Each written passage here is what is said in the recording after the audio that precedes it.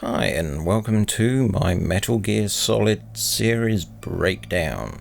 I've kind of done this because I would like to take a moment to talk about the Metal Gear Solid series and how Ground Zero / Phantom Pain fits into the entire series.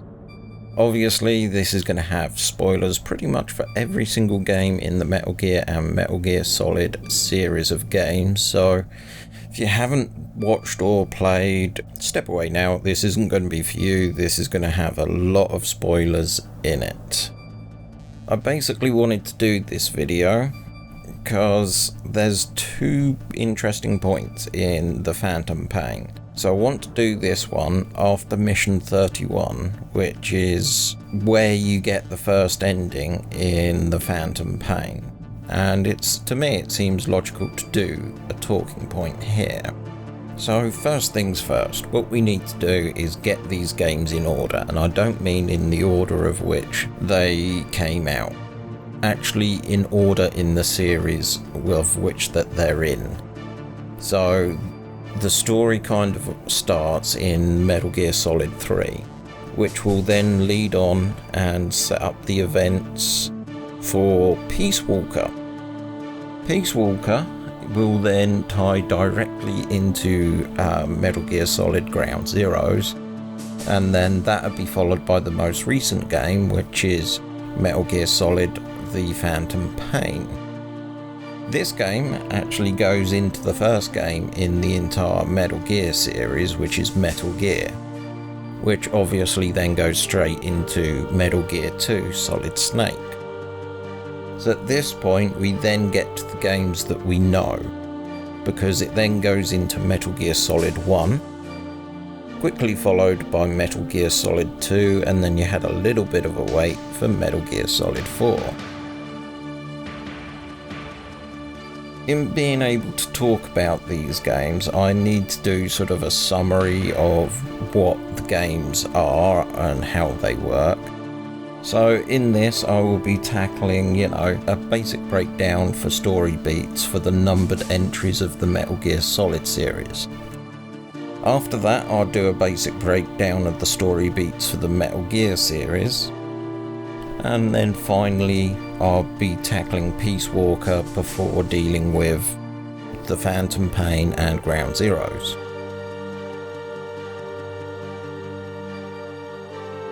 A Metal Gear Solid game normally follows a lone protagonist who is normally named something Snake. They are on a mission where they have little support in the field but have a cast of characters to advise them over the radio. The games are normally front-loaded for difficulty. What I mean by this is you have very restricted on what you can use at the beginning, but as the game progresses it actually gets easier because the number of different equipment that you have and the options that you have available to it. Normally Snake is up against a team or a unit that you could call them as superhumans. Each one is commanded by a villain who would be the focus for the story, but normally there's a character in the background called Ocelot who is secretly manipulating them from behind the scenes. There's normally a character or two who in the story you are unsure of their true intentions until the end of the game. Speaking of which, normally these games towards the end have Snake going against the actual Metal Gear and then ending with a one-on-one fight. So that's the general points for those games. Now we need to talk about the Metal Gear games. These games I actually haven't completed, but I have watched Let's Plays and breakdown videos in regards to these games. So I feel that I can talk about them, but as a general rule, the games still follow the same plot point structure as what they do in the previous entries. For both Metal Gear games, the hero is Solid Snake and the villain is Big Boss. During Metal Gear 1, Big Boss is actually the person that sent you in on the mission in the first place and is helping you out by codec. But towards the end there's a switch out and it ends up that, the people that you're trying to stop is actually Big Boss. In Metal Gear 1, you finish the game by killing Big Boss, and then in 2, he's brought back from the dead and is part cyborg, and is ultimately killed off in Metal Gear 2. Then we have an interesting game into the series, which is Metal Gear Solid Peace Walker. This game attempts to mix it up a bit, breaking away from the established plot points that I've discussed up until this point. This game directly followed up on Metal Gear Solid 3, where Big Boss is lamenting on the events of Metal Gear Solid 3 and having formed his own private army, which are commonly known as Soldiers Without Borders. He did this because he thought it was the will of what Boss wanted. Through the game, you build up a support cast and meet characters that are mentioned in later games. For the gameplay side, instead of the bosses being people, the bosses in this game are types of machines, normally piloted by an AI. The AI in question was based on the boss from Metal Gear Solid 3. By using this as a plot device, it allows Snake to move on from the boss and take his title Big Boss. In my opinion, that before Metal Gear Solid 5 came out, Peace Walker was the perfect end for the Big Boss, as it lined up perfectly for the beginning of Metal Gear. These are some of the points that need to achieve before the start of Metal Gear. First, Snake has to be using the title of Big Boss. Check. Second, he has to have his own private army. Check. Third, have a Metal Gear. Check, because in Peace Walker he had Zeke. Fourth, have a nuke. Check. So Peace Walker perfectly ran into Metal Gear. But now we have the entries of Metal Gear Solid Ground Zeroes and Metal Gear Solid The Phantom Pain. So let's start on Ground Zeroes. It's set just 3 to 4 months after the end of Peace Walker. Paz, believed to be lost at sea, ends up being located at a US black site. Chico goes in to try and get her and fails. It is at this point the player is sent in, Big Boss, who is being called Snake. The mission is simple: rescue the two and get out. Through cutscenes, it's hinted that this was all by design of a character who has a skull-like face. Even though it's not until after the fact that the characters that you play work this out, while you're doing this, the aforementioned skull face is making an assault on Mother Base. You return to try and help repel the boarders, but it's a losing fight. You retreat, and during this time, you find that Paz has been booby-trapped, and the subsequent fallout leaves Big Boss in a coma. Cue the Phantom Pain. Technically, Metal Gear Solid 5 The Phantom Pain follows directly on from Ground Zeroes. Snake wakes up in a hospital, but he's been in a coma for about 9 years. Over the following days, Snake finds out about him losing an arm and also shrapnel being embedded in his head. Soon after these events, when they're trying to get Snake out of the hospital, there is actually an assault on the hospital. A bodyguard steps in to protect Snake and eventually gets you out of the area safe. During this time, Snake is also introduced to the Man on Fire, who appears to be stalking Snake. With the Man on Fire, there is normally a floating child with a gas mask. Towards the end of this mission, you end up meeting up with Ocelot, who helps you get away from the scene and sets up Snake's first mission. Snake's first mission then starts a few days later. It is to rescue Miller, the co-founder of Mother Base from Peace Walker. It's at this point the player finds out that we are playing as Punished Venom Snake. During this mission to rescue Miller, you find a broken Miller who has also lost limbs and been through quite a bit of torture. While trying to escape with Miller, Snake and Miller are ambushed by what comes to be known as the Parasite Unit. I think the Parasite Unit is to be considered where regular bosses would be involved in the game, However, these work very much differently, whereas in previous games you would have like one boss. The Parasite unit is normally a unit of 4 people that come and attack you. Once you evade them, and you get Miller safely out, events kick in that set you on the path of rebuilding Mother Base. You start rebuilding your army that you had before, and this is mainly done through abducting soldiers in the field, changing them over to your side, rescuing prisoners, and completing both main and side missions in the game. Mother Base allows Snake to develop the current equipment that he has and also come up with new equipment to take out into the field.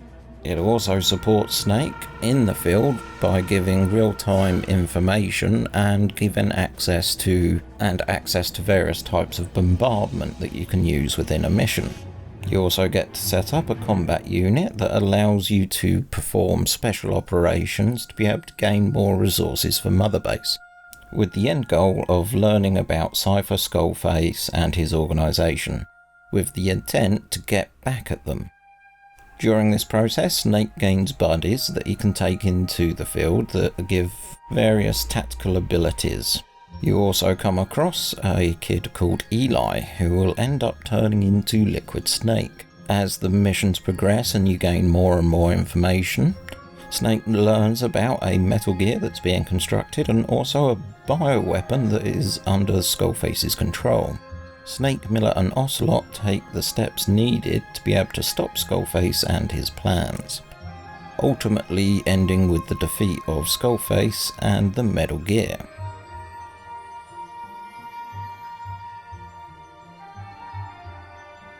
If you sit down and evaluate the story right now, it does tell a kind of coherent story.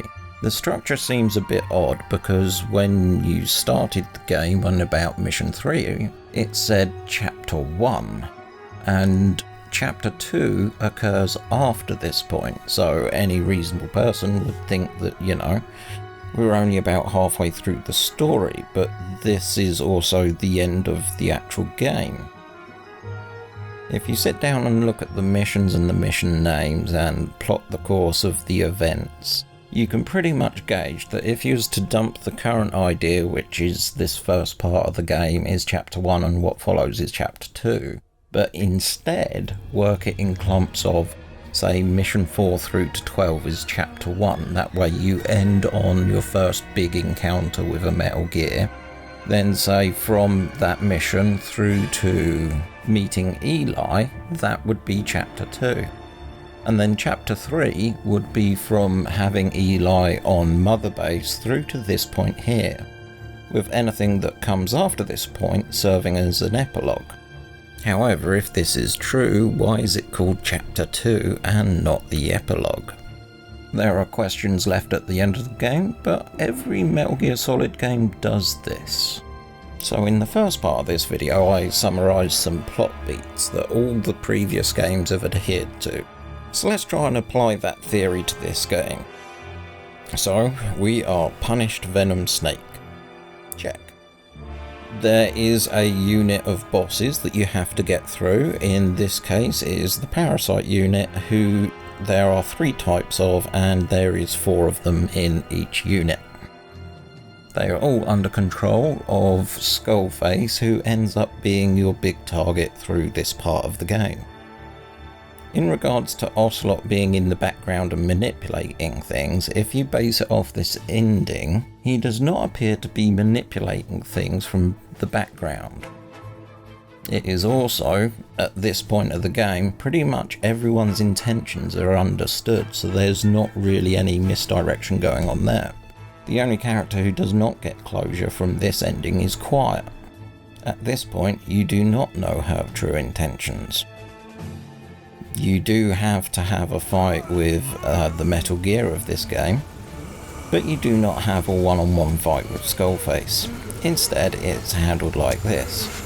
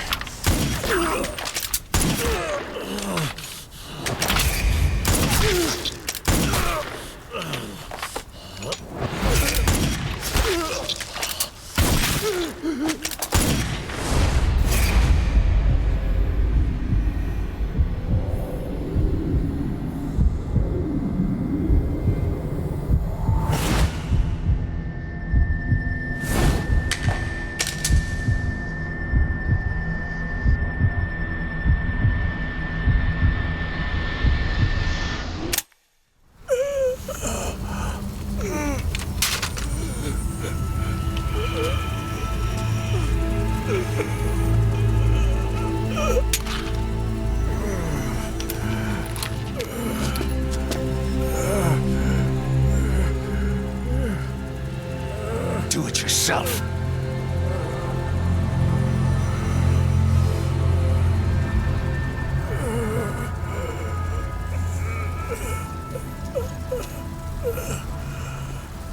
Mission complete, boss.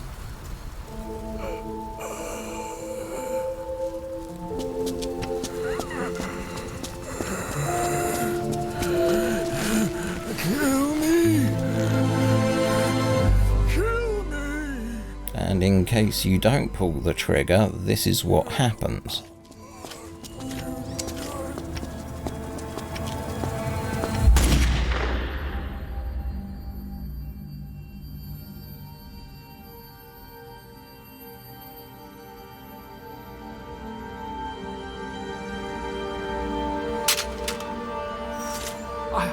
I did it!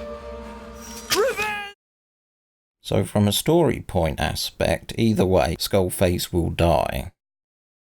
So at this point, the game does break from the plot points that I've made in the other games of the series. It also has some ideas in it that can actually pan out in the future games. The obvious one that comes to mind is you get more details filled in regards to Hal's mother and father, and what lengths his father went to keep doing his work. If you look at the entire idea of the parasites, it could be argued that this could be the explanation for some of the superhuman style bosses in later games, which in 4 gets changed to nanites. There is another one that I'd actually like to throw out there and put as a suggestion, which is this scene here.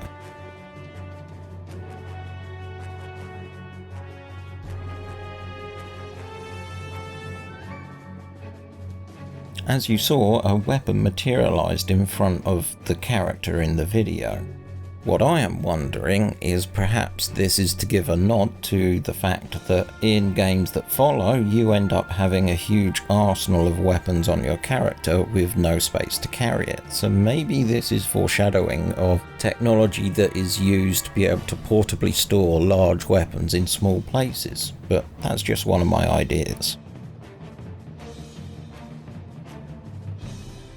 Another little thing that I'd like to take the opportunity to do is remember that checklist that I made in regards to the start of Metal Gear? Well, if we go through them, you'll see that at this point the game still lines up perfectly for the start of the game. The player could assume that soon after these events, Snake takes his title of Big Boss back, so yeah, I'll be lenient on that one. Does have a private army, does have a Metal Gear even though it's not working, and does have a nuke. It is also worth noting that in this game you also start to see the foundation of Foxhound, as you get to see how Psycho Mantis and Liquid Snake met.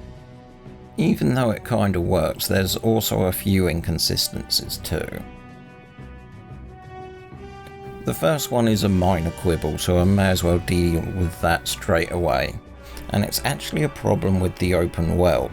In the first side-op, where it's Rescue Emmerich, you get to see Metal Gear in its hangar.